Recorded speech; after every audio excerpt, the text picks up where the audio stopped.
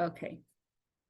So this week is Parshas Tzav, and we are in Chumash Vayikra, which is all about karbanos.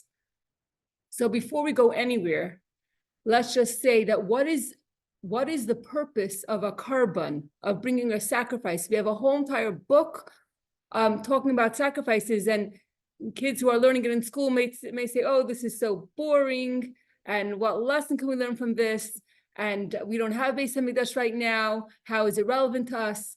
But it's extremely, extremely relevant to us. First of all, the word karban comes from the word karov, which means close. The point of a karban, the goal of the karban, is to bring us close to Hashem.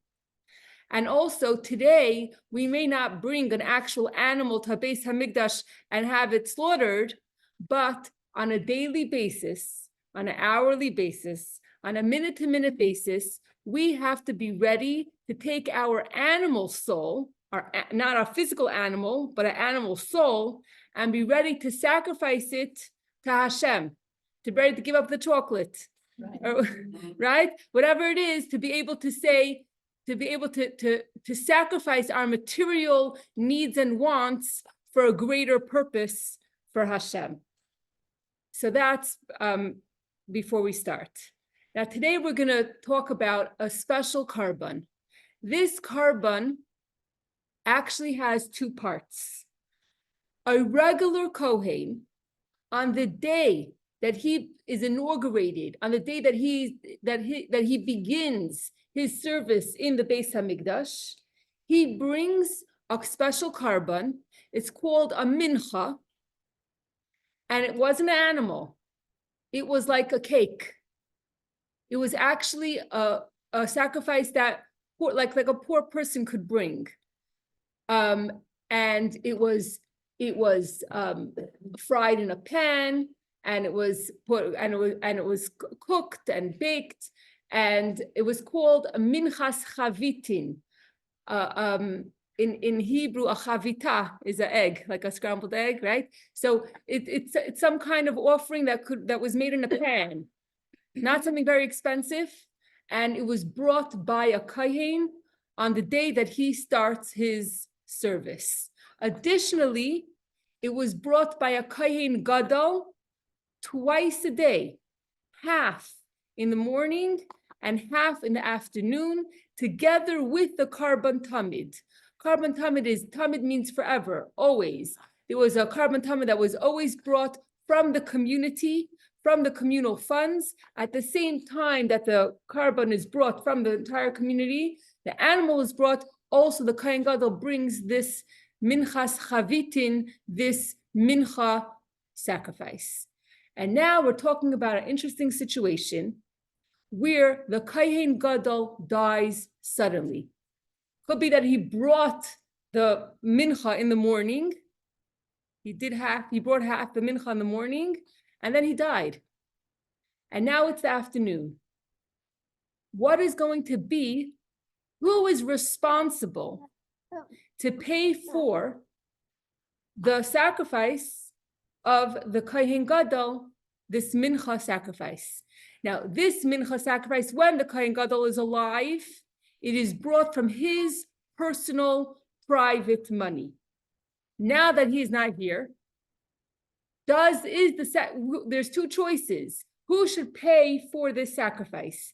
Either his children, his heirs, the people that inherit his money, or is the obligation on the community that the money has to come from the communal funds for that afternoon and for the rest of the time until a new kohen gadol is appointed?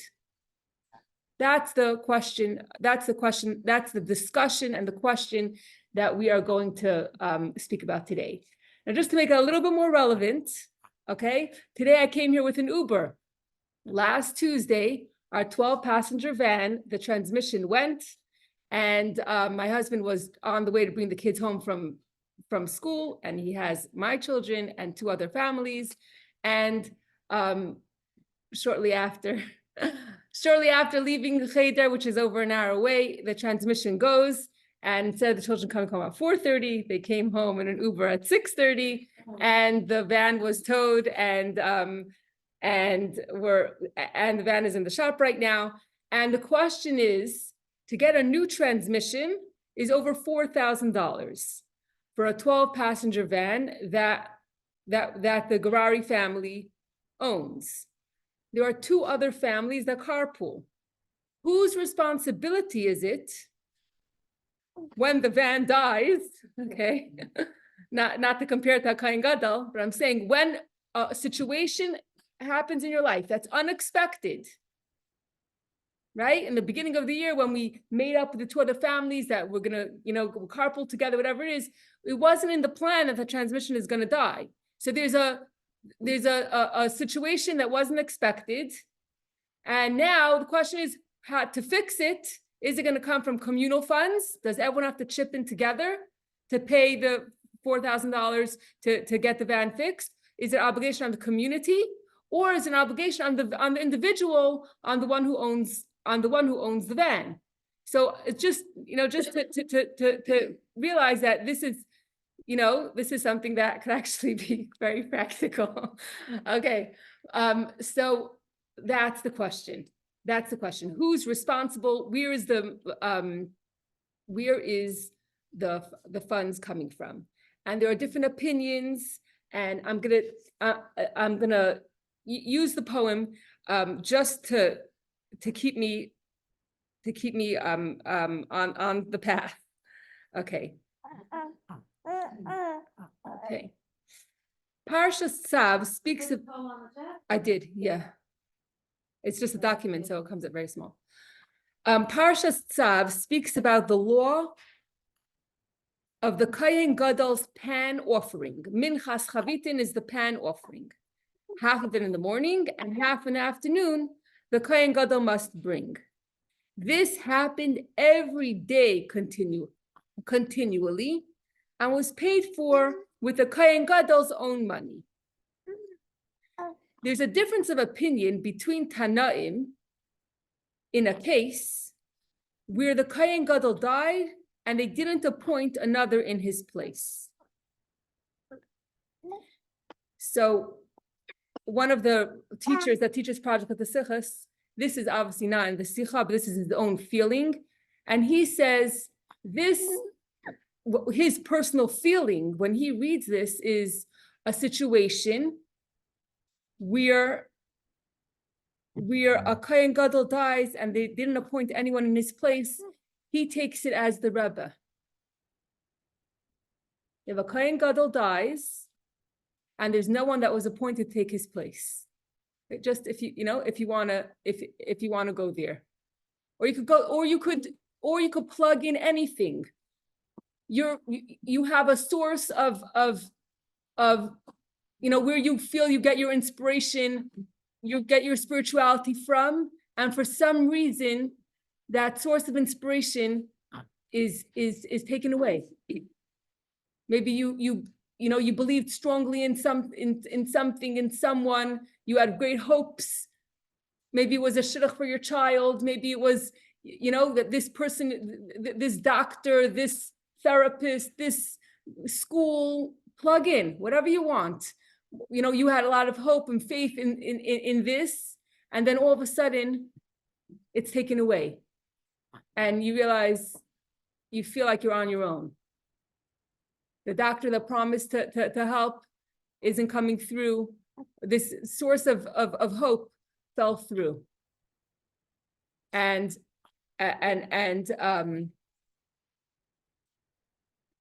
the question is, where do we go from here?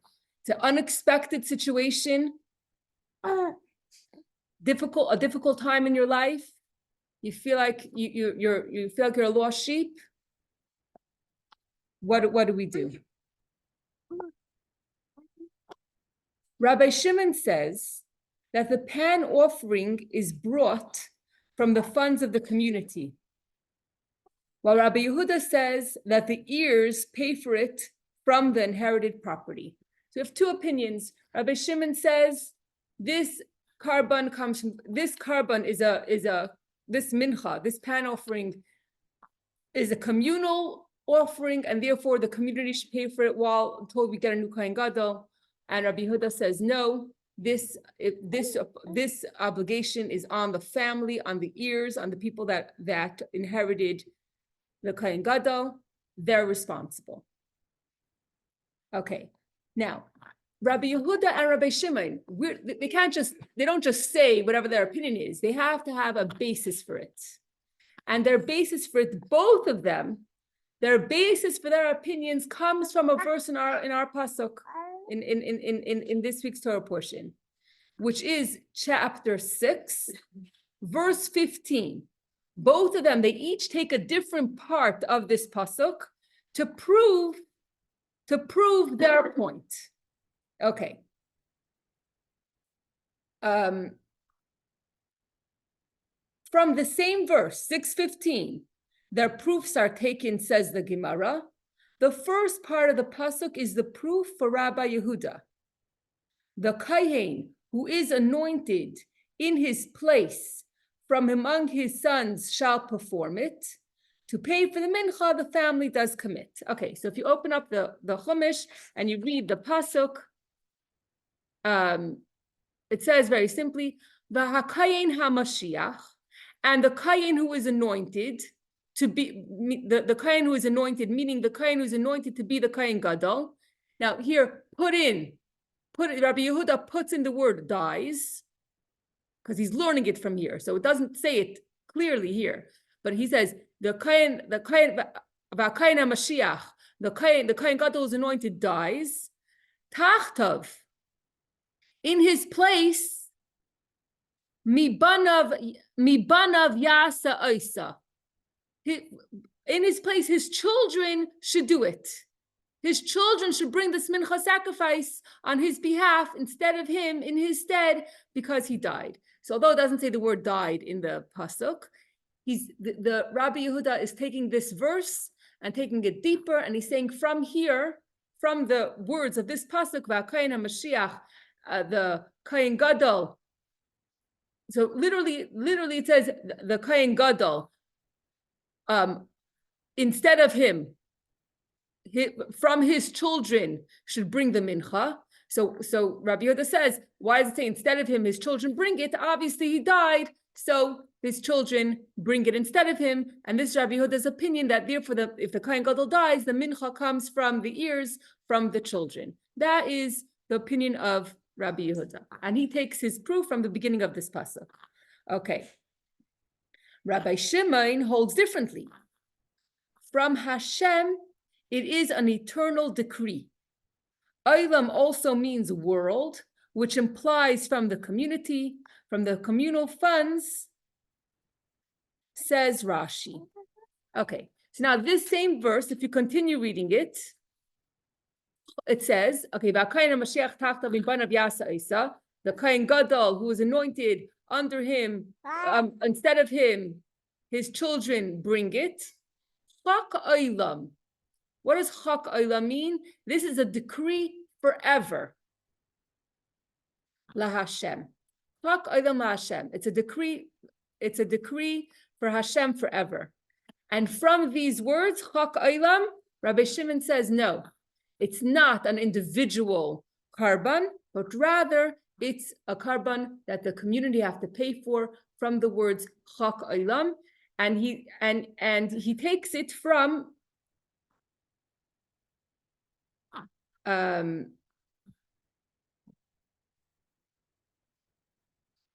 okay, I don't see it here.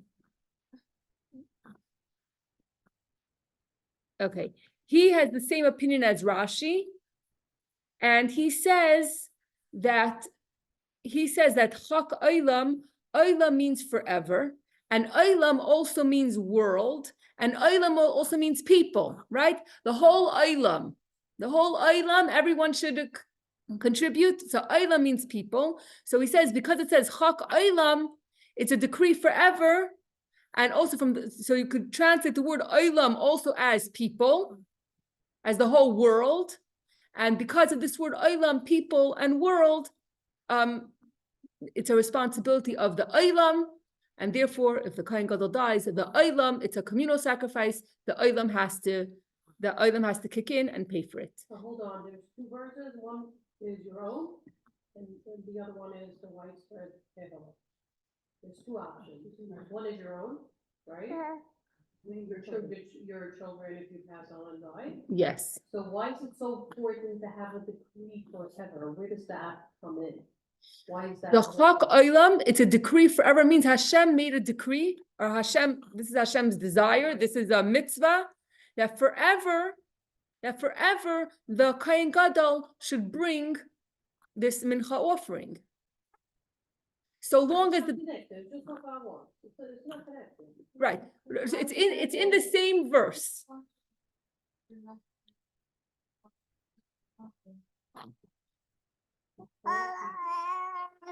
So you're right, so I'm fulfilling that piece. I'm not getting the piece. One carbon, one's in the morning, one. No, but let's say the Kohen Gadol dies, then there's no more of this carbon. We're saying that Hashem is one. That was before, okay, so that's, okay, fine. Is that? Okay, so I'll just summarize. The Kohen Gadol died. There are two options. From where are we going to get the funds to continue this pan offering until the next Kohen Gadol gets appointed? So we have choice number one is to go to the ears, to go to the children of the Kohen Gadol. Choice number two is to go to the community funds.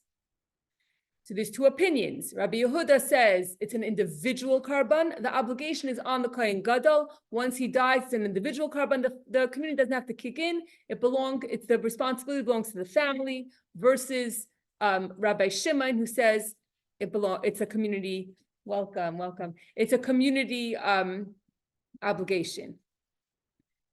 So where do they get their? How do they know this? From where does Rabbi Yehuda and Rabbi Shimon? What's their proof?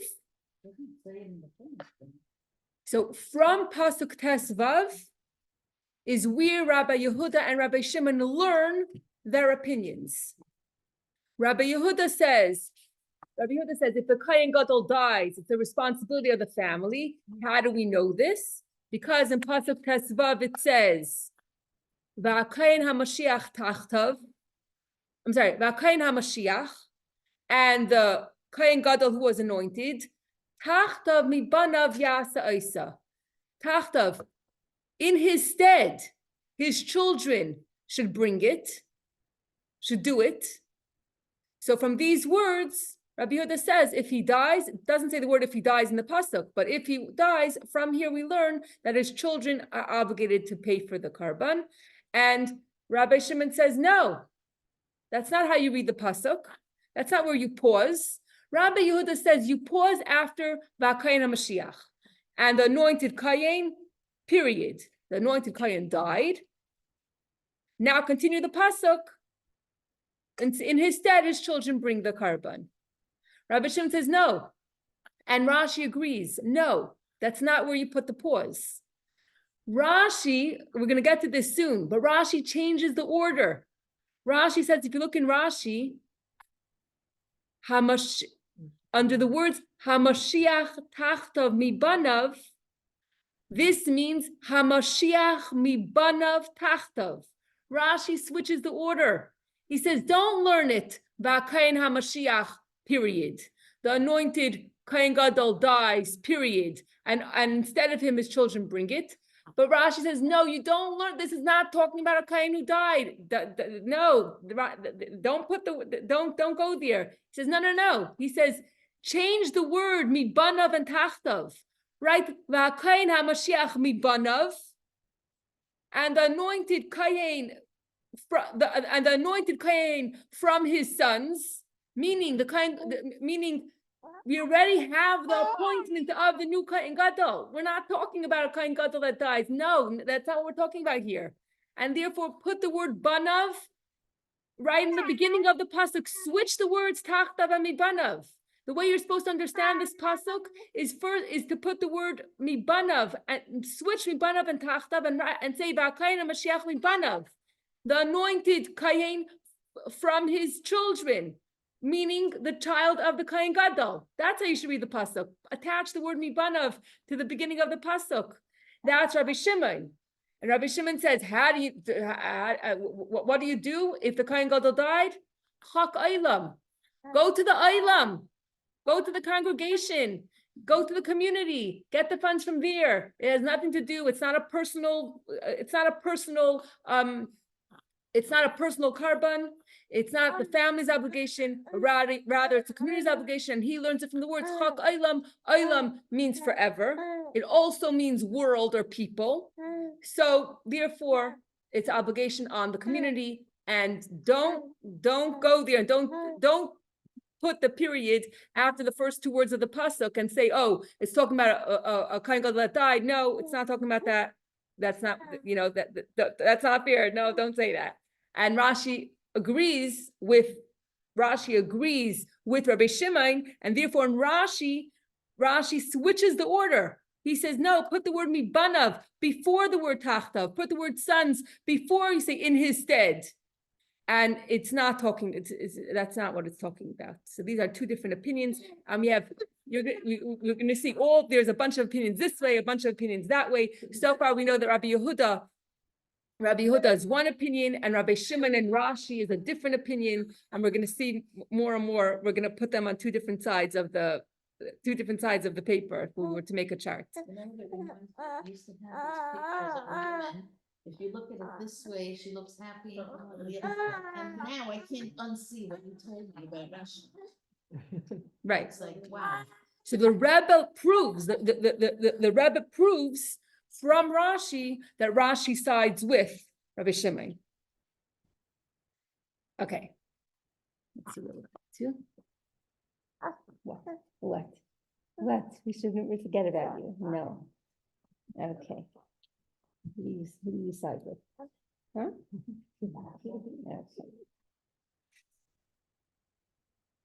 Okay, let's see where we are.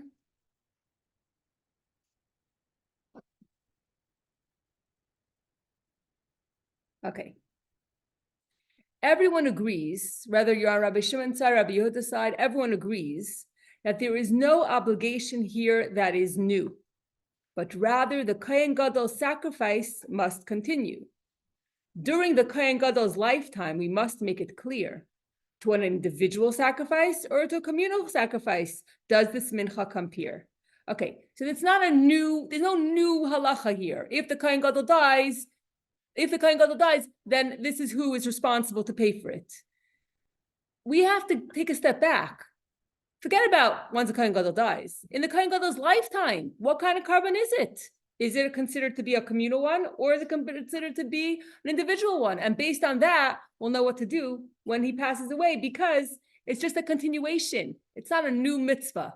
It might be a new situation, but it's not. When the carbon mincha is being brought after the Kohen Gadol passes away, it's a continuation of the Kohen Gadol's work. It's not something new.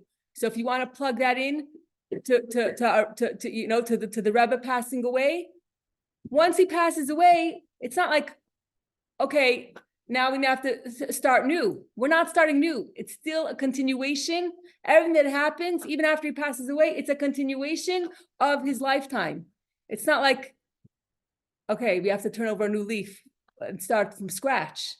But no, everything that the Rebbe did in his lifetime continues after his passing, just like a Kohen Gadol, after he passes away. The obligation to bring this mincha offering is not a new mitzvah, but rather it's a continuation of his lifetime. And therefore we have to understand, in his lifetime, what kind of carbon is it? Is the van something that has to be paid for by the community, or is it something that has to be paid for privately by the Gerari family?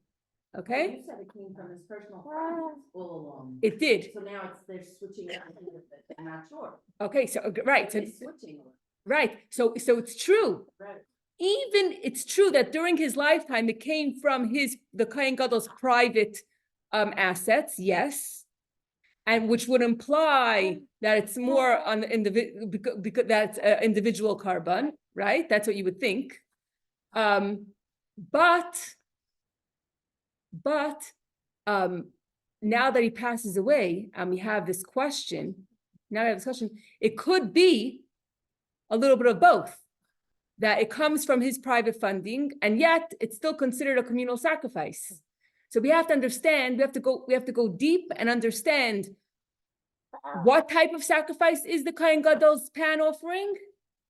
And in order to know that, we have to know what is the goal, what is the objective, what is the definition of the pan offering. Once we know what it did, and once we define it, then even though it was paid for by the Kohen Gadol, it could still be a communal offering.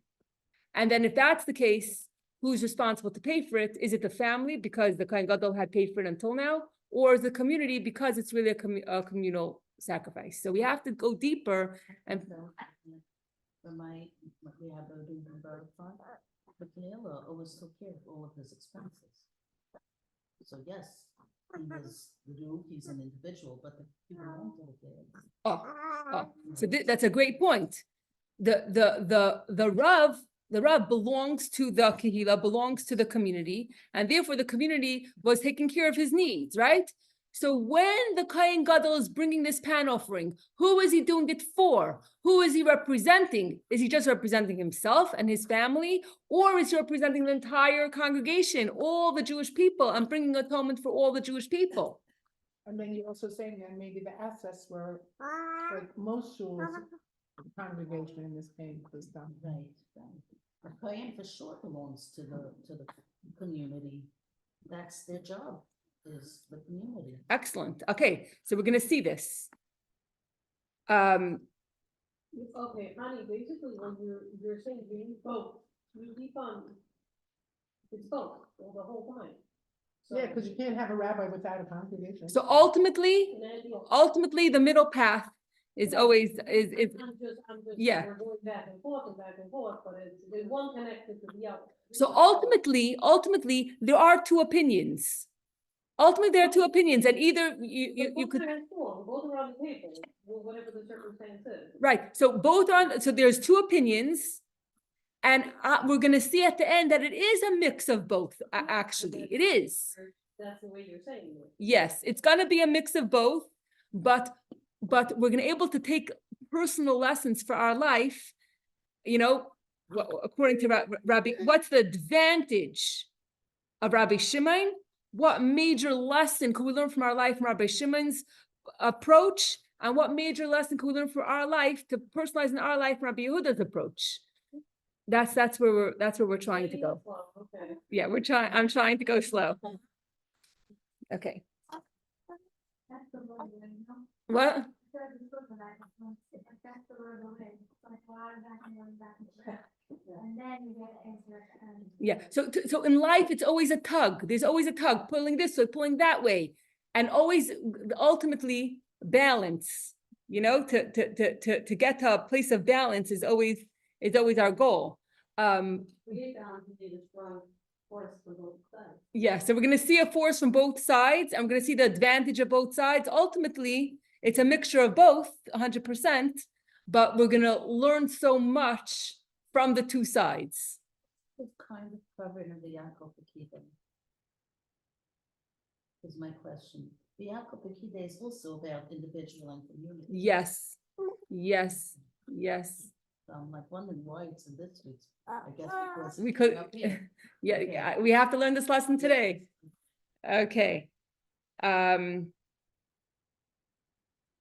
Sefer HaChinuch the Sefer HaChinuch aligns with let's see. Okay, the Sefer HaChinuch says that the mincha's purpose is for the community, aligns with what Suri Katz is saying, to bring atonement. The Kohen Gadol was the Yidden's emissary. Therefore, in his absence, the responsibility is on the community, and the funds came from the communal property. The Sefer HaChinuch says, what is the point of this pan sacrifice, this pan offering? It's to bring atonement for all the Jewish people. So yes, in his lifetime, it came from the Kohen Gadol's personal funds. Maybe, as you said, maybe the personal funds also came from the community, but it was his personal funds that once he passed away, his children inherited it. So it really did belong to him. Whether it was given to him as a salary, I don't know. Was it given to him as a salary by the community? But in any case, it belonged to him. So yes, he had paid for it in his lifetime, but really it is considered and more similar to a communal sacrifice. And therefore, why? Because the whole purpose of it was to bring atonement for all the Jewish people, and therefore, if he passes away until a new Kohen Gadol comes, it has to come from the communal funds. Okay, the Abarbanel. What did he say? The Abarbanel holds differently. The pan offering symbol is a symbol for poverty. Its purpose was to enter before Hashem with humility. So Abarbanel says, no, the purpose of the pan offering was for the Kohen Gadol. When the Kohen Gadol brings a poor offering, which what is it made out of? Flour? So he realizes, he's coming to bring this pan offering before Hashem, he becomes humble. It's a poor offering. He says, look, I'm a nobody. His ego's gone. If he was to bring a big fancy carbon, he could feel good about himself. But he's bringing a very, very poor offering. And it's to arouse within him his humility. And therefore, it's an individual carbon. And also, the Barbanel says, Hashem has a desire that every single day in his Beis HaMikdash, there should be two types of karbanos. Carbon tamid from the community, and also an individual carbon. And this mincha takes care of the individual carbon. So if for some reason, I think on Shabbos, there weren't individual karbanos. Like if a person wants to bring a carbon to thank Hashem for something or to say I'm sorry for something, that's individual carbon. But I don't think we learned this from a different sikha. Individual carbon is not born on Shabbos because Shabbos you're not really supposed to slaughter.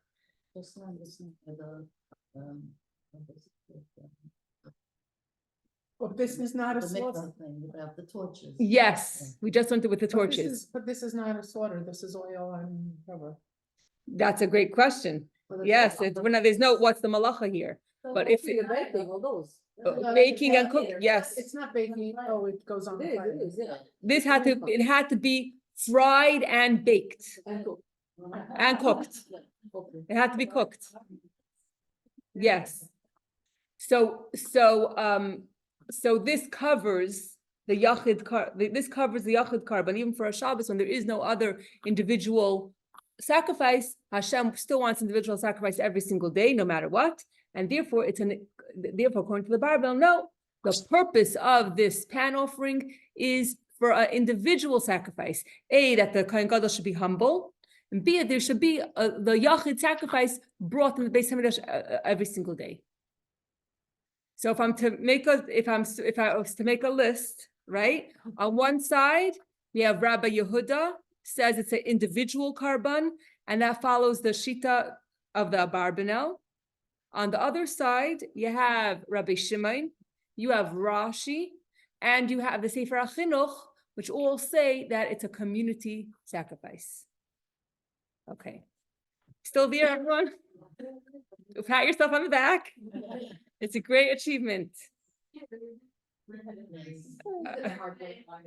It's really tough stuff. So it's amazing. Okay. I tried once. I tried a few times to read it straight from the paper without you. These are just my notes. It's very hard. Okay. Now, for all the feminists, here, okay, perk up your ears. Great stuff coming. Okay. According to Rabbi Yehuda, who says that it's an individual carbon, and that the ears, the ones that inherit are the children that inherit their father's money, they're responsible. That includes women. A woman could never be a Kohen Gadol, right? As a matter of fact, a woman gets married. If she marries someone who's not a kohen, she can't even eat the kohen, the special kohen gifts. So she's married to Yisroel. And the father, the Kohen Gadol, dies. And now the Kohen Gadol dies, which is a very, very sad, terrible thing. But guess what? The daughter, the son-in-law, who may not even be a Kohen in the first place, they could reach an unbelievable level. When they're coming on behalf of their father, even a woman, even someone who's not a Kohen and could never be a Kohen, would have the responsibility of being like a Kohen Gadol and paying for the mincha sacrifice. Why? The obligation, and this is all what the Rambam says. The obligation, and the Rambam adds certain words. When the Rambam gives a psak halacha, he gives a ruling. And the Rambam's ruling, in the ruling, he says that it's the fact now that the Kohen Gadol is not here. Okay, I lost my place.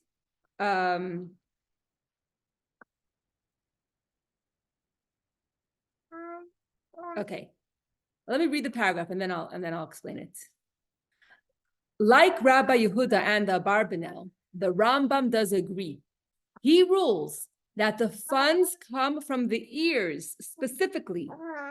And in the Rambam, he uses this phrase. He says, as an atonement for him, since the mincha is brought for their father, it can be paid for even by a daughter.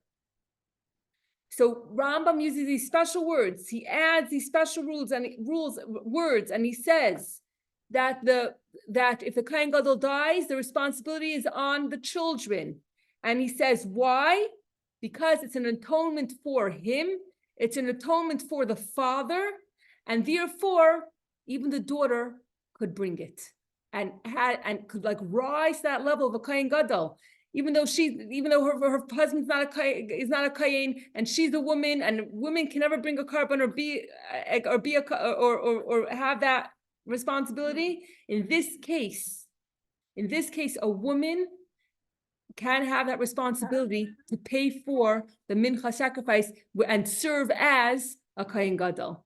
So let's just take this for a minute. It doesn't say it in the Sikha, but if we want to internalize it into our life and have a Hasidic Shofar bringing, we could say, at a time when the Rebbe is not alive, the Kohen Gadol died.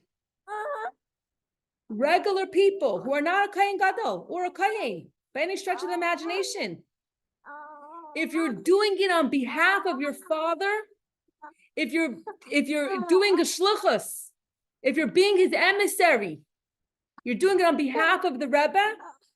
If you're going on shluchus on behalf of the Rebbe, then what happens? What happens?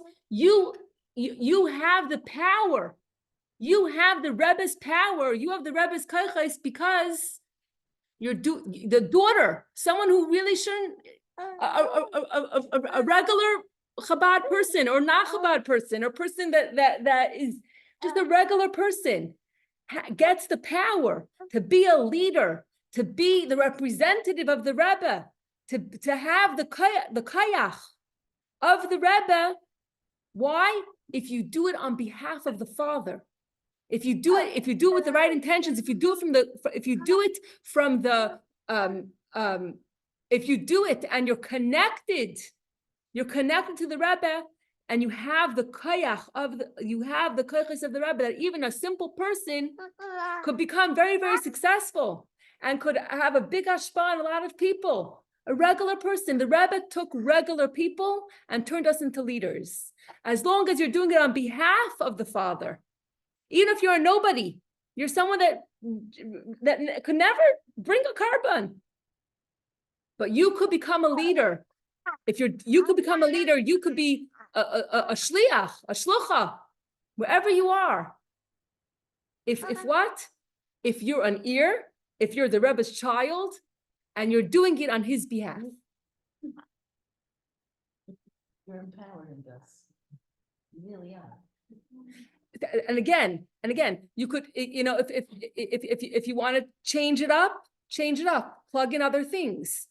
If you want to say, you see, you could say a Rebbe passes away. You can't say that about Hashem, but you could still, but if you want to change, that's why, I spoke about the Rebbe first, but if you want to change it up and you want to say, as long as I'm a child of Hashem, I'm an ear.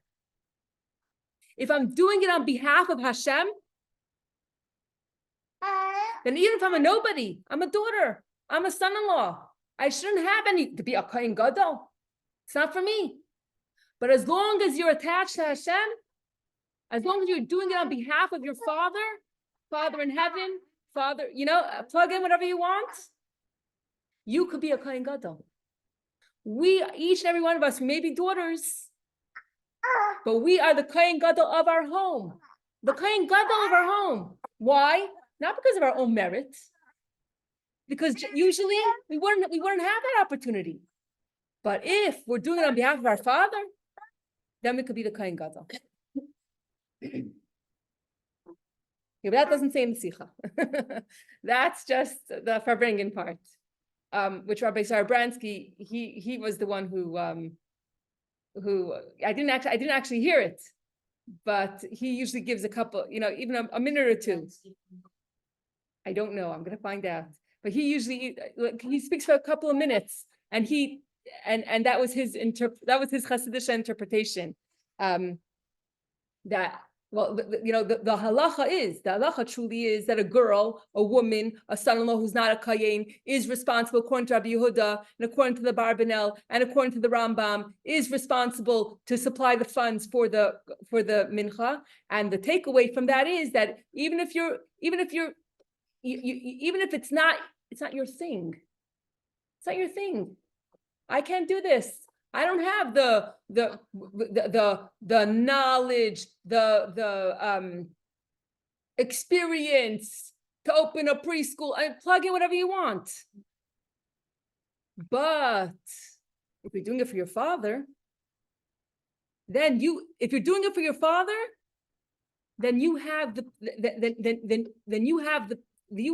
get those powers, and you could be a Kohen Gadol. You're saying you're using intentions. Who are you intending it for? So you're saying intending it for Hashem as the father figure? It's up to you. Plug in whatever you want. The reason why. That's what I told you when you say it's up to me. The reason why What you're doing.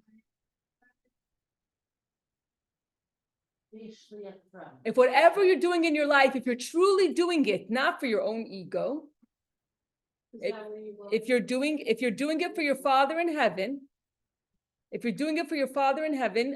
then even if you're someone who, according to nature, could say, "Oh, you're not qualified." There's no. How can you? Who do you think you are that you could influence another person to light Shabbos candles, to keep kosher, to go to the mikvah? Who am I? I can't do that. I'm a nobody. But if you're doing it for your Father in heaven, you're doing it for the Rebbe, all of a sudden you have supernatural power. Somebody, two people actually reached out to me a couple of days apart from each other, and they said, "Oh, can you help us financially?" And I said to myself, "Why are they coming to me? Like, how can I, I can't." My first reaction was, I can't help you. I can't help you. I was like, this is a community problem. Let the community help. Why are you coming to? They came to me as Chani Garari if I could help them financially, and it doesn't make sense. And I could say, listen, I really can't help you. We have a Chabad house. We don't get a paycheck in the mail. We survive on other people's donations. So why do you expect me? How can I possibly help you? But then you can take another approach, and you could say, look, if they asked me, then what can I yes do? What can I yes do? So to each of them, I said, I could give you $100, and I did. And then I reached out on the WhatsApp and I said, if anyone has if anyone has a Matanas Levian and they want to give on Purim, let me know. And two people on the on the group reached out to me. One gave $50 to each of them. One gave me 2 checks for $108 for each of them. And on Purim, I gave them each a check. They were both by us on Purim. I gave them each a check for $108. $50 came through Cash App or Zelle or whatever. And I was like, you know what? If I stop, thinking about myself for a second, and I was like, hey, you know what? Maybe I actually could help someone because I know other people. I give what I could.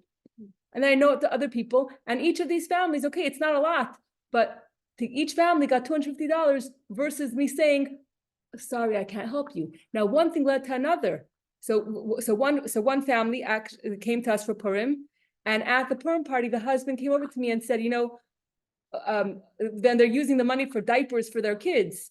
They had 3 little babies, and she says, my wife could really use a class. If you send her the invitation for the class, maybe she'll come. It'll be so good for her. Whatever. Who knows where it's gonna go? Maybe she'll, maybe she'll come. But the point is that you could turn someone away and say, no, I'm sorry, I can't help you. I can't help you. Go to the community. It's a community problem. Go to the rabbi of a shul that has 500 members. Why are you coming to me? Or you could say, take responsibility as an individual. Yes, I'm an individual. I'm just Chani Garari. But but I'll just say it. Out of the goodness of Bela Frankel's heart, Bela Frankel every week gives me money. And with the money that Bela gave me, I said, hey, you know what? I could pass it on to other people. And I did. So yes, I'm an individual, but out of the goodness of Bela's heart, she gave me. Everyone here inspires me, so I'm not taking the credit. Everyone's showing that. But I'm saying, what I'm saying, yeah. But what I'm saying is that I could, a person could say, you know what? Hey, I do have something of my own that someone kindly gave me, and whatever I have is not meant for me to keep, and I could pass it on. So I'm saying, thank you, Bela. If not for Bela, I couldn't have done it. But because of Bela, I was able to do it, and I was able to give something, and it's not just the amount. You know what I'm saying? It's not just the amount, it's that you didn't turn someone away and say, I can't help you. Which is what you're saying is that the Abisher, what you said, is very smart, and then all of us, we came up with this idea, of like forever, so we could really strengthen ourselves and see how far we go, how far our intentions are, how far our potentials are, leading to the community. So sometimes you could say it's a community's problem. It's not my problem. Or you could say, maybe it's not my problem, but I could still take some responsibility as an individual. Yes, you're an individual. You might not be able to pay the person's rent. But what I always ask yourself, what could I do? And it's so special to a person that you didn't just say, no, I'm sorry, I can't help you. But you built a bridge, you did something, and the person felt like $1 million that you're trying for them, that you care about them. It's so powerful. It's very special. That, okay, she sees, okay, I gave something, and 2 other people, I was able to get other people to give as well. And one of the people who gave is Nadine, and she's not here. Her husband's very ill, and he should have a refuah shlema as a schos for the tzedakah that she gave, tzedakah tatzil mimaves, and he should have a refuah shlema. Yaakov Tzvi ben Sarah. So you see, we should always be on the giving end. But do you see what's going on? One person needs money for diapers. Another person whose husband is so sick that the doctors don't think he can make, if he lives for 2 more weeks and gets rid of an infection, then there's a doctor in Hackensack in a hospital that can help him. So, but the other doctor in a hospital here says no, he's not going to make it for 2 weeks. So a woman in that situation who's going through such a hard time, she writes 2 checks, comes back from the hospital to write 2 checks for another woman who needs money to buy diapers. This is who we are. This is who we are. So and my husband, my husband, he called RCS, the Cancer Society, to help to move mountains. And the doctor said, oh, just consider, giving up. And my husband said, no, you're not giving up, to fight for, to fight for his life. So we might be individuals. We might think we can't do it. I don't have the money. I don't have the experience. I don't have the funds. I don't have all the excuses in the world. But when you're doing it on behalf of Hashem, when you're doing it on behalf of the Rebbe, you're not on your own. You have supernatural powers. You could move mountains when you're doing it for Hashem. Okay, but that's all, that's like a farbringen, a deeper layer. But the fact is that women, right, even people that are not Kaihanim, if you go according to the Shita, the advantage of the Shita of the Barbanel and Rabbi Yehuda and the Rambam is that women and simple people who are not Kayanim, who don't have the potential to ever, bring a carbon in the Beis Hamikdash, they could be on the level of a Kayin Gadol, paying for this mincha sacrifice when in the darkest of times, when you don't see the Rebbe, when the Rebbe passed away, when your source of spirituality is completely hidden. In a time when the rug was pulled from under your feet, at that time when you're such a desperate situation and you're falling apart, and you feel like this is such an unexpected situation, and yet you have the power to be a Kohen Gadol at that time. At that time when everything fell apart. So at a time when the Rebbe is not with us physically, the Chabad movement didn't get less. The amount of shluchim that went out all over the world to bring the warmth and beauty of Judaism is I don't know how many times more than in the Rebbe's lifetime. Why? Because it's a continuous carbon. It's not something that it's a new thing. The Kohen Gadol passed away, so now we have a new stage, a new halacha. No, it continues. It continues from before, number one, and specifically a time of darkness, time of galus, a time where hostages are in Gaza and with such difficult times. At these times, we have the power, although we think we're a nobody, maybe I'm a woman, maybe I'm a girl, maybe I'm not a Kohen, we have the power to be a Kohen Gadol, to inspire others, to inspire yourself, to be strong. Don't give up. Don't give up. Don't just sit and wait and say, oh, it's the community's responsibility. Let me sit and wait for Netanyahu to do X, Y, and Z, for the IDF to do that. It's not about the community. You do, as an individual, you can change the world. You can change the world. You could do, you can't imagine the power that you have, specifically at a time where it's so dark, when you feel like giving up. If you're connected, you could be a Kohen Gadol. And everybody could. There was a TED talk on YouTube, 7-year-old girl. She says, peekaboo could change the world. Peekaboo could change the world. She says children from age 0 to 5, that's when their brain develops the most. When a child hits 5 years old, their brain is developed up to 90%. When a child is trying to engage with a parent or with anybody, and you say, peekaboo, I love you, cutie pie, and you look them in the eye and you smile at them and you engage in that with them, you are instilling in them trust. And you're teaching them how to have relationships with people. And you're teaching them that people care about them and love them. Versus the child is trying to engage with the parent and the parent is on the phone. And the child is not getting anything back from their parent. And then the child feels, no one cares about me.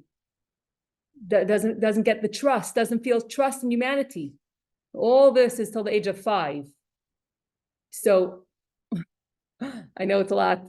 I know you still have to be on our phones a little bit, but I'm saying just peekaboo. Playing with the kid could change worlds.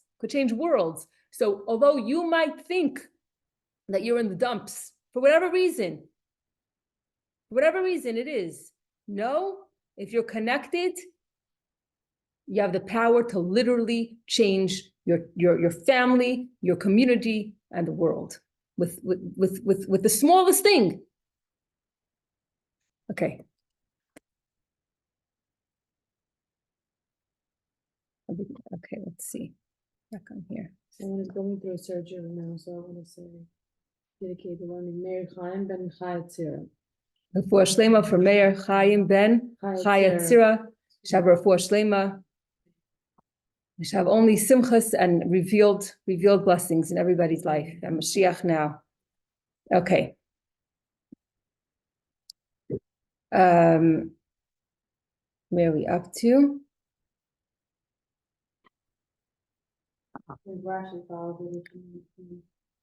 Okay. Okay, thank you. Rashi follows Rabbi Shimon's opinion and therefore does clarify that the beginning of the pasuk is not talking about a Kohen Gadol that does die. He changes the order of the words so that for such an explanation there isn't space. The anointed one from among his sons who is in his place.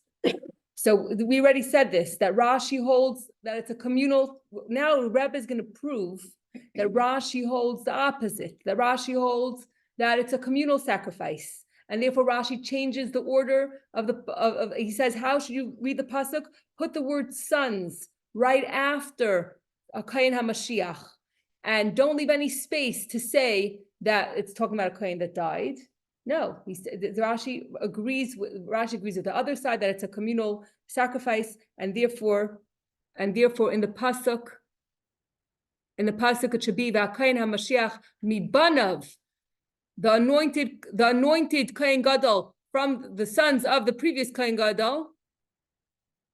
He should bring the mincha. It's not talking about that there's a lapse between one Kohen Gadol and another.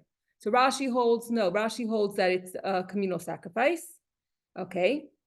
And we're going to bring another proof that Rashi holds that it's a communal sacrifice in the next paragraph. Since Rashi holds that it's a communal mincha, it requires kmitza. Kmitza is we have 5 fingers, right? The third finger, you have the thumb and then 3 fingers. A kmitza is that if you take a sacrifice and you grab with 3 fingers and you take a piece off, like we do with Hafrashas Challah. Like this. Yeah, so you leave the pinky and the thumb out, and the third finger of not the pinky and the thumb is called the kmitza finger, and you take the 3 fingers and you take off a portion. So for communal sacrifices, they did a kmitza. They would take off a portion, and then the rest would be consumed by the community, I think. Not by the community. Who was it eaten by? By the Kayanim, which, thank you. By the Kayanim, the rest was eaten by the Kayanim as a gift from the community, right? But it wasn't burnt. There was a kmitza and the rest wasn't burnt. It was given to the Kayanim to eat. Thank you. So a communal sacrifice, you take kmitza and the rest is given to the Kayanim. An individual mincha from a kayin, because we said a regular kayin would also bring this pan offering on the day of his inauguration, that the kayin did not eat from. The entire thing was burnt. So in this verse, it says, the end of the verse after Chak Olam, it's an everlasting decree from Hashem. What does it say? The last 2 words of the pasuk, Kalil Tiktar, which means it should be entirely burnt. Yes. It shall be it shall be caused to go up in smoke in its entirety. So Rashi explains Kalil Tiktar. What does Rashi say? It shall be caused to go up in smoke in its eternity. Ein nikmetzes, it is not scooped. Liyos shiarana cholin, for its remainder to be eaten, as is the meal offering of a non-kohen. Ella, rather, kula kalil, it is burnt in its entirety, v'chein, and likewise. So he's saying usually, okay, I made a mistake. Usually a mincha could be brought by a non-kohen. So any mincha that is brought by a non-kohen gets kmitza, and the rest is enjoyed by the kohen. In this case, the mincha of the kohen gadol, it's a little bit of both. It gets kmitza like a communal offering. I'm reading the Rashi. Kamitza like a personal offering. because Rashi you says, said however, in this offering, there is no kamitza procedure to enable any remainder to be eaten, but it's burned in its entirety. Right. So usually you do kmitza. If it's not, in this case, in the case of a kohen gadol, you do kmitza and it gets burnt. The kmitza part, This part gets burned on the Mizbeach, it says, and the remainder is eaten by the Kohanim. okay, so usually that is the case. That kmitza is burnt and the rest is enjoyed by the kohanim. Yes, that's usually the case. But in the case of a kohen gadol's minchat chavit, in the case of a kohen gadol, you do kmitza. Usually you do kmitza in order that you could enjoy the rest. But in this case, it's a little bit of both. You do kmitza like a non-kohen, which would be, you do kmitza like a non-kohen, but both parts are burnt.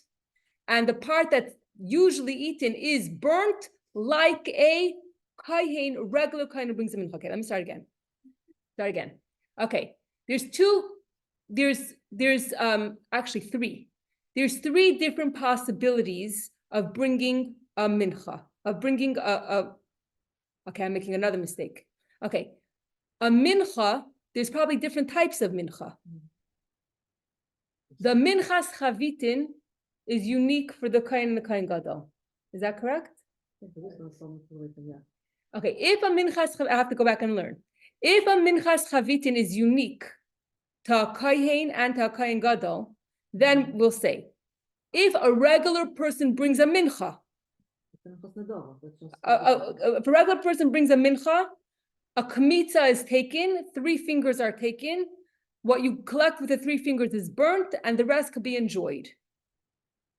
If a regular kohen brings a mincha, I don't know if it's a minchas chavitin or any mincha. Any mincha from a coin is not, because it's kind of, it's being for his own people, so it's all being burned for Hashem. And in a mincha from a coin. Any mincha from a kohen, thank you. Any mincha from a kohen, the entire thing does not get kmitza.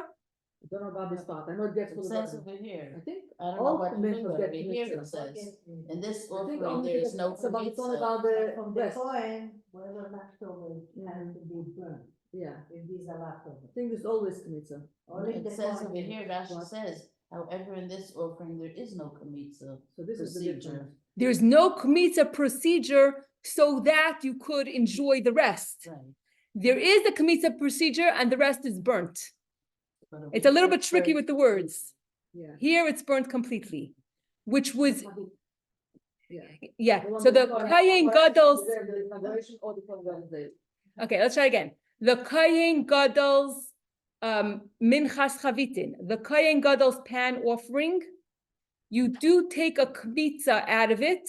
You do separate a piece, but both the part that you separated and what's left over are both burnt on the mizbeach. So there, it's like you made a distinction between the kmitza and the rest of it, but ultimately both parts get completely burnt on the Mizbeach.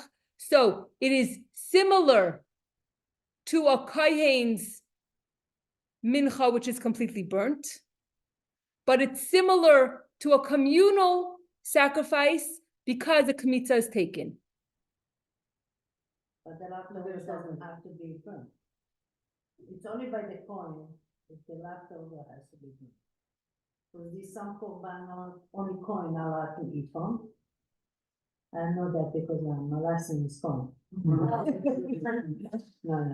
but you learn that, but this korban not only more the kohanim allowed to eat, and this korban that everybody can join in. The korban Pesach is. Right. So. Yeah. This reminds me of precious challah. Yeah, no, absolutely. That's where it comes from. I don't know. It could be. But that's how we should do it. I don't think so. No. No, a fresh challah is different, but it's a kind of it's not kmitza. It's not with 3 fingers. It's not the same, no. This is enough for a precious challah, no? Depends how much you're making. When you take challah, you're just taking this. No. Yeah, the size of an egg, whatever egg is. Really? I take so much more than. It's a dough, you're not gonna really. Okay, so I want. Yeah. It's done by every mincha, not only the only thing about it's about the offering. But Another day, clear about hopefully he gives us generous brachas, right? It's part of every mincha, and it's being offered. The difference is between what's left over, that you know. Okay, so I never learned these halachas, so I don't know anything about it, but I could tell you what I know for sure based on this sikha. I can tell you I'll just tell you what I know for sure, and the rest we'll have to do other homework. The fact is, the Rebbe wants to prove that Rashi holds that this mincha is a communal sacrifice, and therefore he says that like a communal sacrifice, kmitza is taken, and both the kmitza and the rest of the mincha are both burnt completely. So it has this communal, what Rashi is saying, Rashi says, Kalil tiktar, it shall be caused to go up in smoke in its entirety. Ein nikmetzes, it is not scooped for its remainder to be eaten, as in the meal offering of a non-kayin. Ella, rather it is burned in its entirety and likewise, which means the fact that there is kmitza is a proof that it's a communal offering, that the minchas chavitin is a communal offering. So you might think that you could take kmitza, burn the kmitza, and enjoy the rest. But he says, no, you're not taking kmitza in order to enjoy the rest, but both the kmitza and the rest of it is all burnt. That's by Kohen Gadol. How is this different than a regular kayin? Look at the next pasuk. V'chol minchas kayin kalil tihiyeh. The mincha of a regular kayin kalil tihiyeh, which means every meal offering of a kohen is to be an entirety. So Rashi takes issue. Why is in the previous pasuk it says kalil tiktar? It should be burnt. It should be burnt entirely. And here it says kalil tihiyeh. It changes the terminology, and it says kalil tihiyeh. It should be and it says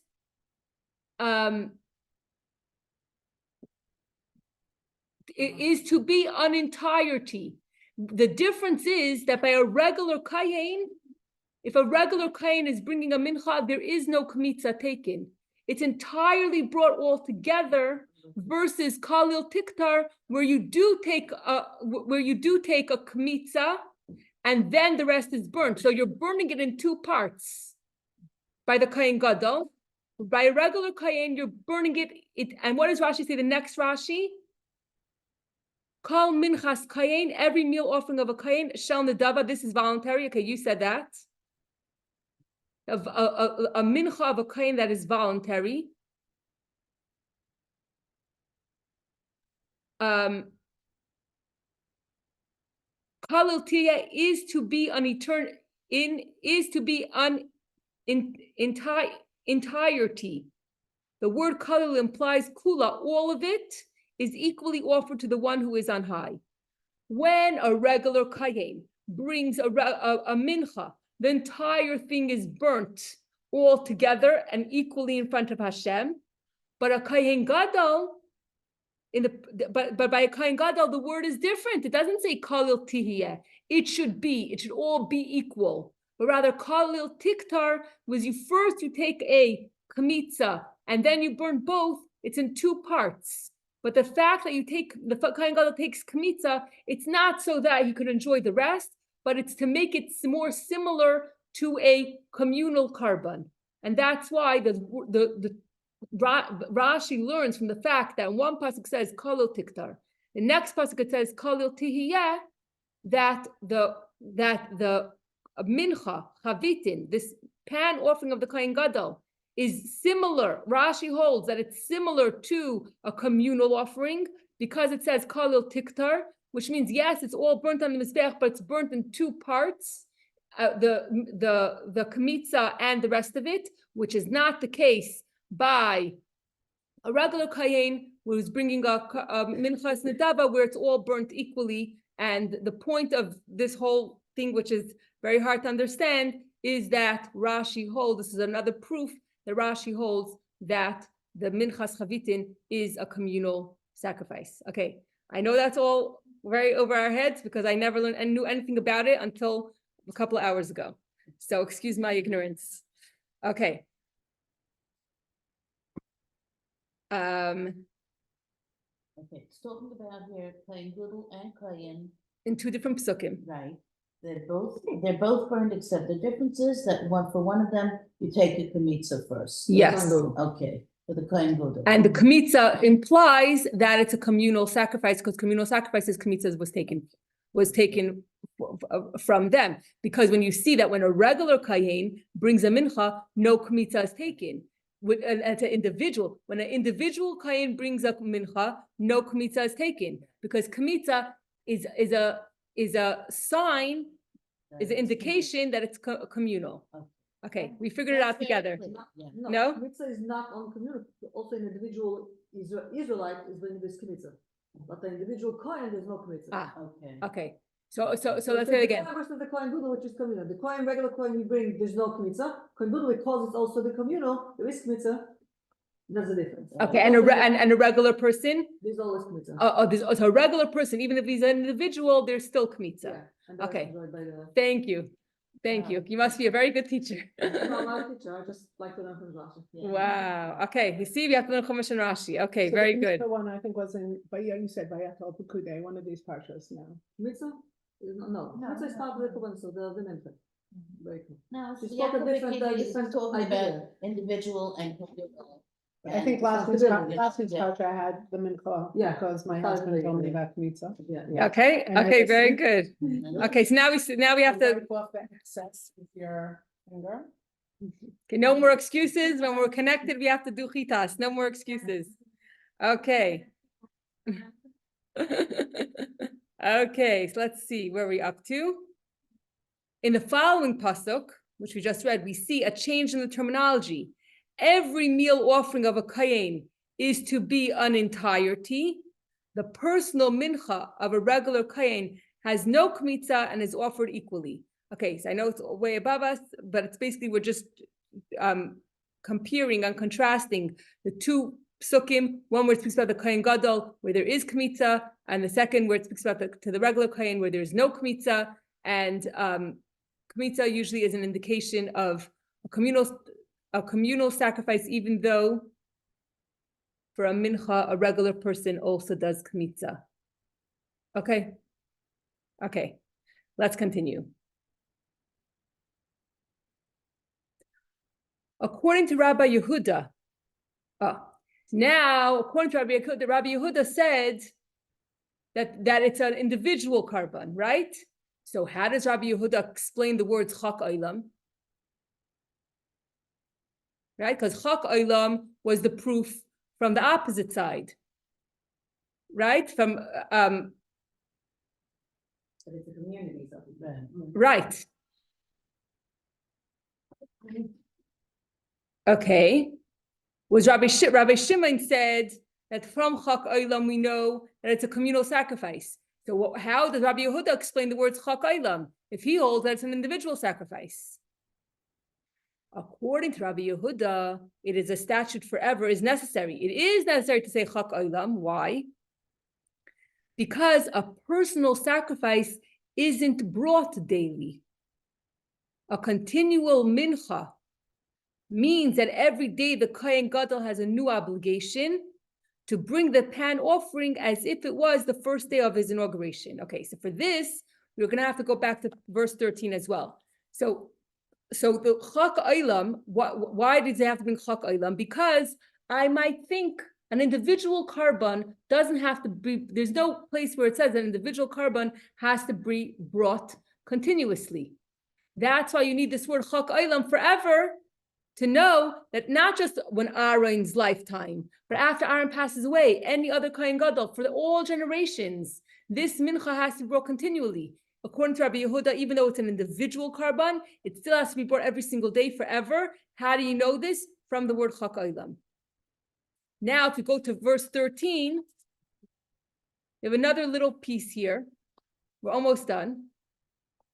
It says, Zeh karban Aaron uvanov. This is the sacrifice of Aaron and his sons, Asher Yakriba, which they shall bring la Hashem. B'yayim himashach oisai. On the day that they are inaugurated, Asiras ha'efa, this is the amount that they have to bring, Seilas mincha, tamid, always.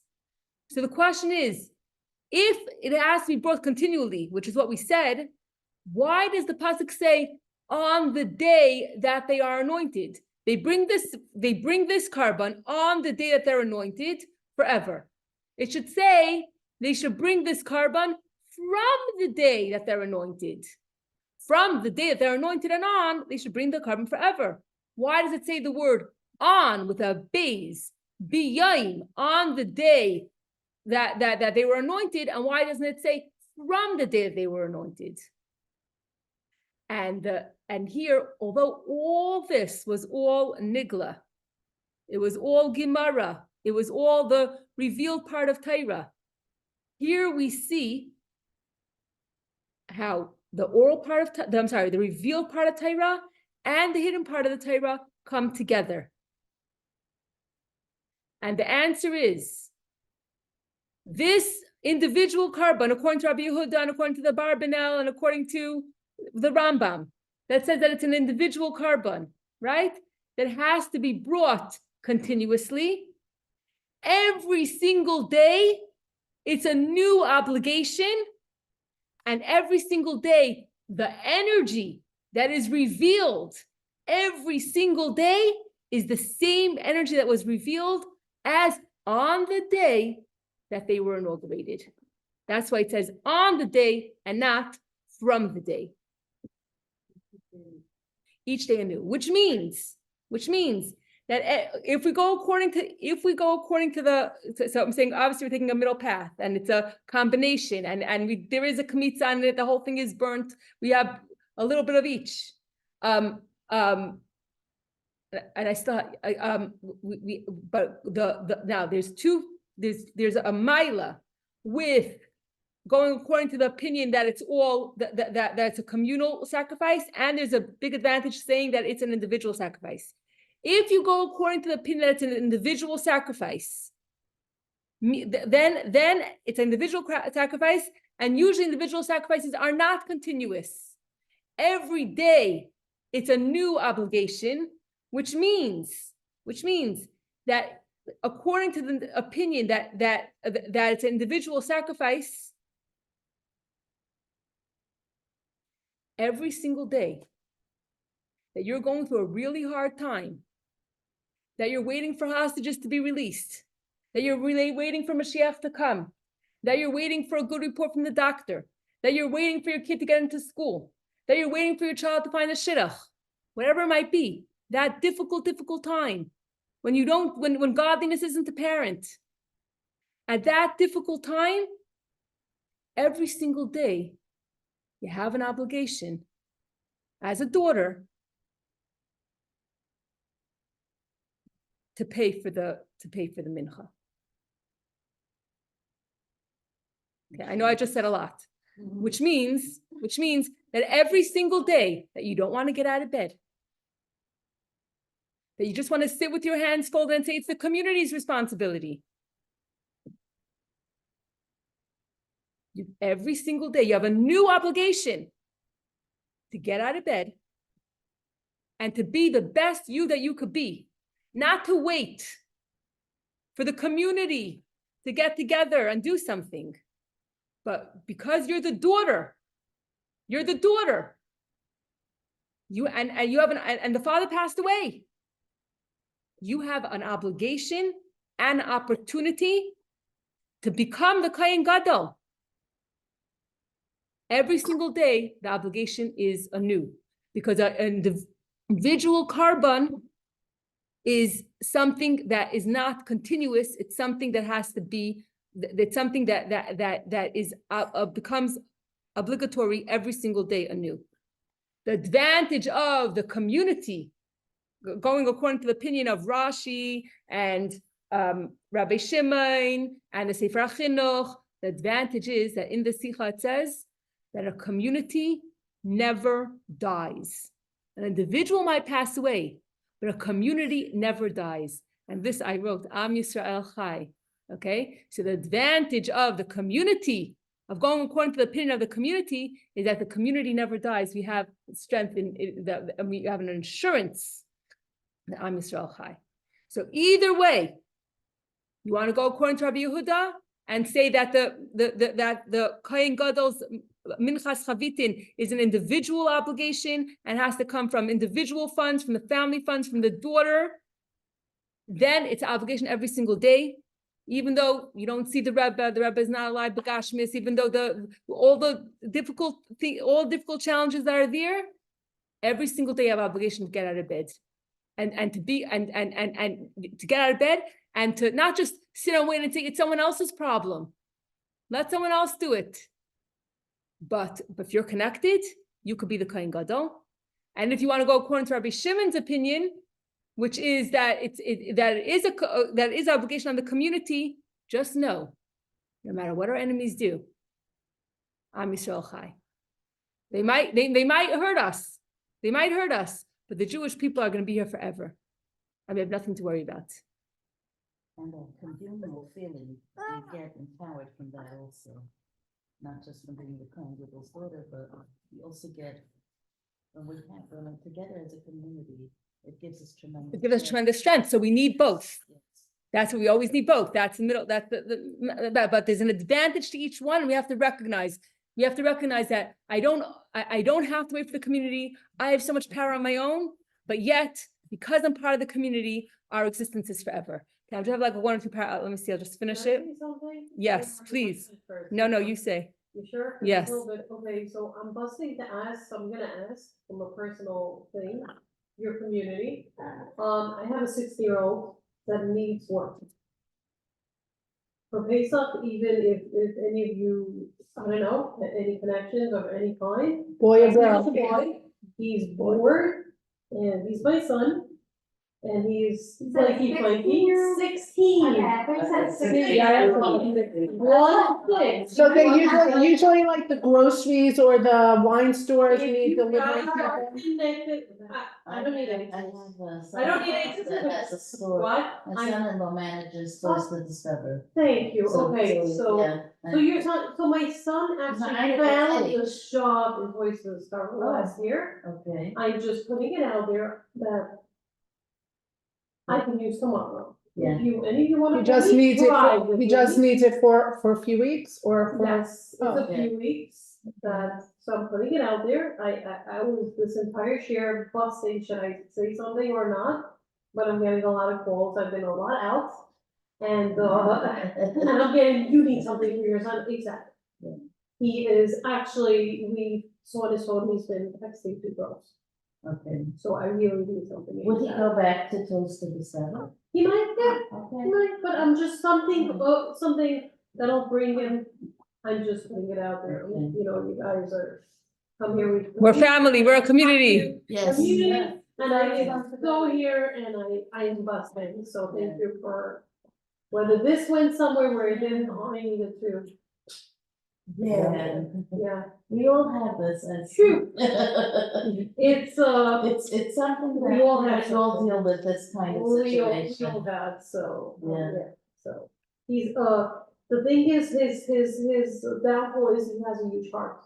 Because he has a huge heart, he's one of those, he's so sensitive that, Very good, yes. I'll do anything for you. You know, we were rolling down the awning we had the awning rolled up, like we have these wall awnings. And, my son realized that birds made a nest in there. And he saw one flying down, and then he touched it to roll it down, another one flew out. Anyway, we decided, let's roll it down before they destroy it. And we saw them coming back with, stuff in their mouth to Wow. build the awning. He felt net. so horrible. This is when you're saying sensitive, this is the one, you saw my Yassi and Peter. This is the one, they're ultra sensitive, they're all heart, and they need No, so please. much. Because they're all heart, they need much more than a regular child, and they need and it's nothing that you did or didn't do, but there is some exercises that you can do with them. Right, I'm just, you are connected, I'm just asking reality thing. You have connections, you have my number, Bayla knows it, Connie knows it, Sarah knows it, Sarah. It's on the thing, I think. Yeah, just be people. That's Give all us the it is. last few minutes, so. we can- Yeah. Putting it out there. Okay, so I'm just gonna read everything that I already said. No more, no new information. Okay. Since a community never does die, Am Yisrael Chai. According to Rabbi Shimon, the mincha is continuous, but according to Rabbi Yehuda, every day the mincha has a newness. So the carbon tamid, that's continuous. There's not a new obligation every single day. If it's a communal sacrifice, it's continuous. But if it's individual carbon, then there's a newness every time, every day. It's a very big, you know, we learned Parshas Vayikra has a small aleph. And that aleph is Hashem is calling out to us like a kutan, aleph kutan. And why a kutan? Because when a child learns something and it's something new, it does it with such enthusiasm, Wow. such passion. That's what the newness over here maybe implies. Absolutely, but you do something when every single day, Yes. and we'll continue. Oh, I've got one little thing. This is relevant in halacha. For a kohen gadol to begin his avodah, the pan offering must be the first thing because it goes into the category of an inaugural mincha offering. So if you say that this mincha offering is new every single day, and it's compared to, and it's on the day of his inauguration, then just like on the day of the inauguration, the first thing you have to do is to bring the mincha. The same thing every single day. This actually has a practical application that a kohen gadol has to bring the mincha first before he does any other service, because it has to be similar to the day that he was inaugurated. Last paragraph. On the day he was inaugurated, the previous pasuk does say, seemingly from the day he was inaugurated is the better way. It teaches us that every day there is a revelation of the same spiritual quality as the day that the kohen gadol was inaugurated initially. If we, like even now we say kavunas, if we say it with that feeling that it's the first time when it's the day that the was inaugurated, it's a yantiv. Yes, yes, yes. Think of the first time, you know? Yeah. Maybe think that we don't have the carbonos, and now we take the other part that we're a community. And kind of do communal stuff. Yes, absolutely. Yeah. Okay, so I know that this was way above everyone's head, including my own. But if we got something, if we got 1%, Ashreinu. Thank you. Okay. You're amazing, because we would be